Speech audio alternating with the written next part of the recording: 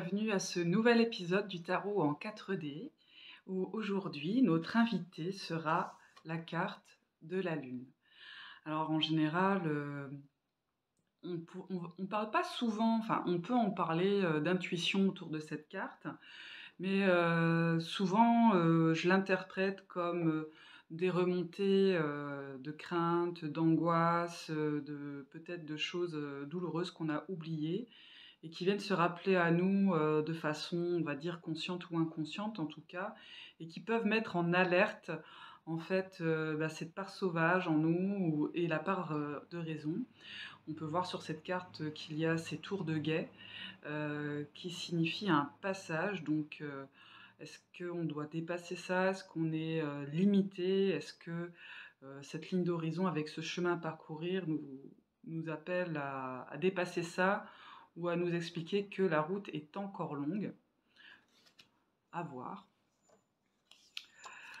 Donc dans le New Vision, ici, on est sur une interprétation où on se rend compte que les tours de l'original ont une réponse et qu'on se trouve peut-être dans une forme de carré, quelque chose de bien délimité finalement, donc qui est vraiment de l'ordre pour moi de l'esprit. Et ici, les animaux n'ont pas encore conscience de cette présence menaçante qui arrive. Peut-être que finalement, quand on arrive avec ces craintes carapaçonnées, on ne les a pas encore décortiquées et que soit c'est notre instinct de survie qui vient les zigouiller, ou alors c'est juste, on va dire, on va dire le teaser, pour prendre un mot anglais, qui nous informe que derrière, on a des choses encore plus terribles qui nous poursuivent et que c'est peut-être un balai incessant de pensées parasites qui sont toujours là, qui viennent se nourrir en permanence. Euh, une interprétation possible, en tout cas. Je trouve que c'est intéressant d'avoir cette explication un peu plus forte en fait de l'angoisse qu'on peut avoir, des traumatismes qu'on a pu avoir, des personnages, des personnes pardon, qui ont pu nous frapper dans notre vie, pas seulement physiquement, mais aussi avec une parole assassine, pourquoi pas. Voilà. Donc, et dans le before, qu'est-ce qu'on a? Alors là, c'est la douche d'or, c'est-à-dire qu'à un moment donné, là, on a notre chien et notre loup qui sont très attentifs à cette écrevisse qui sort de l'eau, oui, parce que c'est une écrevisse, hein, qui sort de l'eau et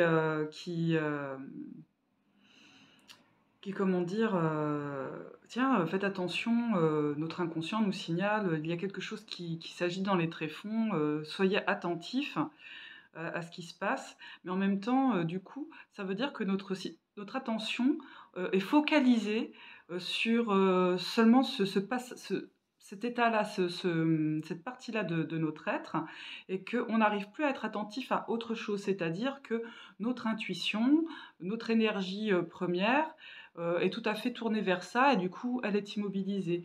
Notre investissement dans le quotidien, la façon dont on a dans notre façon d'être, dans notre foyer, au travail, avec les autres, ou notre rapport au monde matériel de façon très prosaïque et sensorielle, et on va dire focalisé sur cette crainte qui vient et qui nous empêche en fait d'avancer.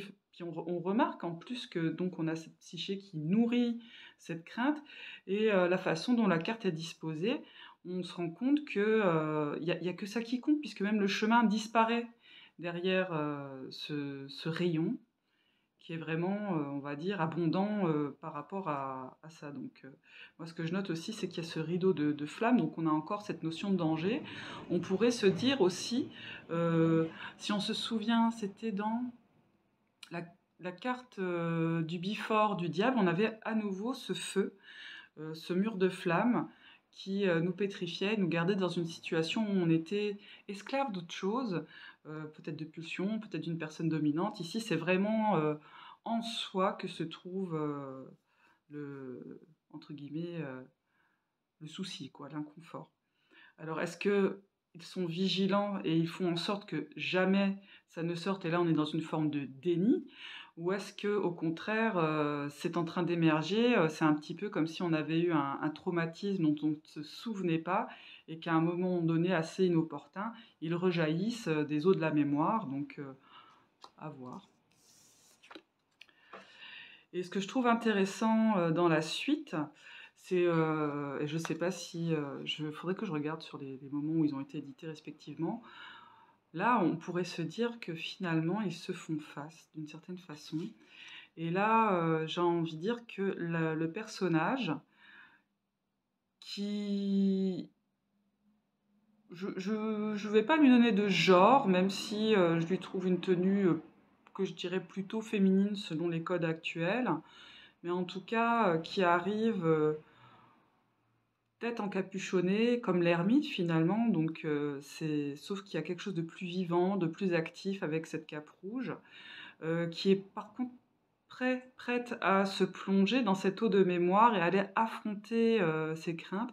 Il y a encore un geste de protection au niveau du cœur parce que c'est vrai que c'est peut-être émotionnellement que c'est compliqué. Heu, il y a, des avertissements qui sont donnés par l'instinct, par, la raison. Le chemin est pris à contraire, donc est-ce qu'il s'agit d'une régression? Est-ce qu'on pourrait parler de rencontrer une vie antérieure? Est-ce qu'on pourrait, parler d'une thérapie dans laquelle on va finalement aller ressasser des événements douloureux? C'est possible aussi et toujours est-il que moi j'apprécie beaucoup en fait, la profondeur que cette mise en perspective donne à la carte de la Lune. On la voit, on souvent, c'est considéré enfin moi, en tout cas, je l'aperçois comme une carte, on va dire, plutôt passive. Tandis que là, on est plutôt dans des démarches, sauf peut-être pour celle-là où on sent que c'est vraiment, les terreurs, le croque-mitaine de l'enfance qui surgit un peu de notre mémoire pour venir essayer de mettre, une calotte derrière l'étiquette. On voit pas, en fait, c'est un peu comme une réminiscence soudaine et ça va vraiment être très, très douloureux. Tandis que là, bon, on est plus, on voit en fait, de façon plus décomposée, des actions qui peuvent se dérouler dans la psyché par rapport à nos émotions, à nos souvenirs, et ouais, je trouve que cette mise en perspective est très intéressante et nourrissante pour travailler cette carte-là. Voilà. Je vous souhaite une excellente fin de journée, de soirée, de nuit, le moment où vous en êtes et je vous dis à bientôt et bisous!